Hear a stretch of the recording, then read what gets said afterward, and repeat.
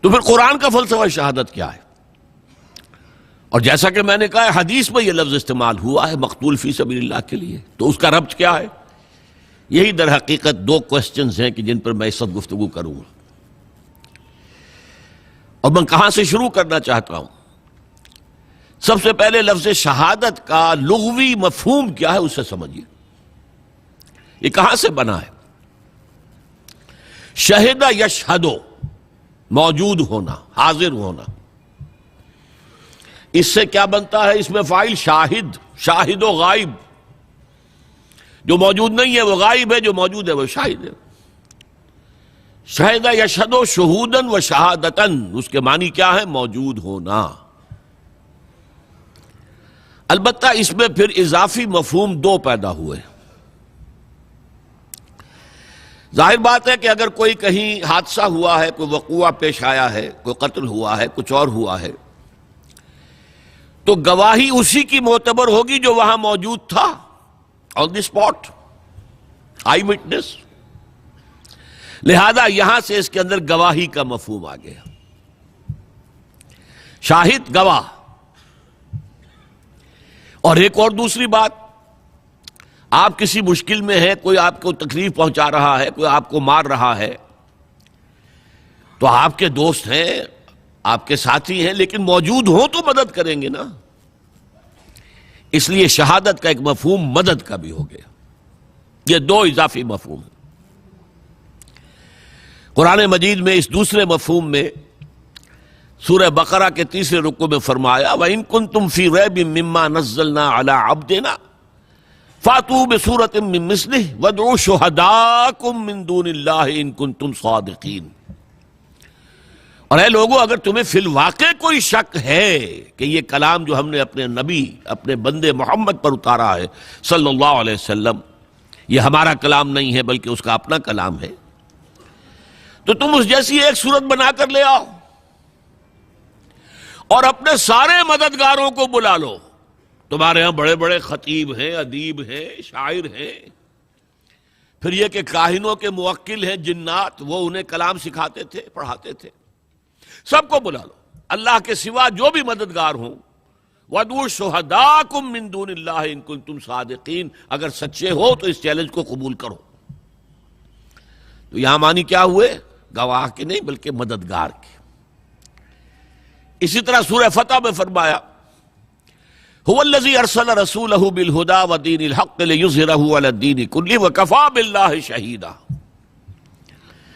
وہی ہے اللہ جس نے بھیجا اپنے رسول کو صلی اللہ علیہ وسلم الہدا، قرآن حکیم دے کر، اور دین حق، ایک مکمل نظام زندگی دے کر، تاکہ غالب کرے اسے پورے کے پورے نظام زندگی پر۔ اور اللہ کافی ہے مددگار کے طور پر، کوئی مدد کرے نہ کرے، اللہ کافی۔ تو ایک تو مددگار کے معنی میں شہید کا لفظ آیا، اور دوسرا جو میں نے عرض کیا گواہی۔ اب یہاں سے اصل میں سارا فلسفہ قرآن کا جو ہے شہادت کا، وہ اس لفظ گواہی پر بیسڈ ہے۔ پہلے یہ جان لیجئے کہ گواہی جو ہے اس کے دو پہلو ہیں۔ آپ کسی مقدمے میں گواہ ہیں تو آپ کی گواہی کسی کے حق میں ہے، کسی کے خلاف ہے۔ مدعی کے حق میں ہے تو مدعا علیہ کے خلاف ہے، مدعا علیہ کے حق میں ہے تو مدعی کے خلاف ہے۔ تو شہادت کے لیے یہ دو تصور لازمی ہے۔ اس کے لیے نوٹ کر لیجئے، کسی کے حق میں ہو تو لام آئے گا، کسی کے خلاف ہو تو علی آئے گا۔ شہد لہو، اس نے اس کے حق میں گواہی دی، شہد علیہ، اس نے اس کے خلاف گواہی دی۔ لام اور علی کا یہ صلہ جو ہے، اس سے یہ بات بالکل ایک دوسرے سے اپوزٹ ہو جاتی۔ اسی معنی میں حضور کی ایک پیاری حدیث ہے، القرآن حجت لک او علیک، یہی لام اور علی، یہ قرآن یا تو حجت ہے تمہارے حق میں، تمہارے لیے دلیل راہ ہے، تمہارا امام ہے، تمہیں راستہ دکھائے گا، تمہاری ہدایت کرے گا، اور اللہ کے ہاں بھی کھڑے ہو کر گواہی دے گا، اے اللہ تیرا یہ بندہ مجھ سے بڑی محبت رکھتا تھا، مجھے پڑھتا تھا، میری تلاوت کرتا تھا، مجھے سمجھتا تھا، مجھ پر تدبر کرتا تھا، تو وہ تمہارے حق میں گواہی ہو گئی۔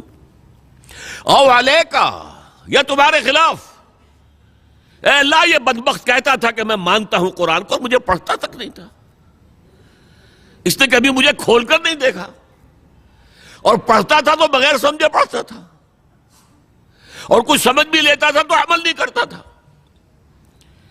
تو القرآن حجت لکا، یا تمہارے حق میں حجت اور دلیل، اور یا او علیکا، یا تمہارے خلاف۔ تو شہادت کا یہ معاملہ سمجھ لیجئے کہ کسی کے حق میں کسی کے خلاف۔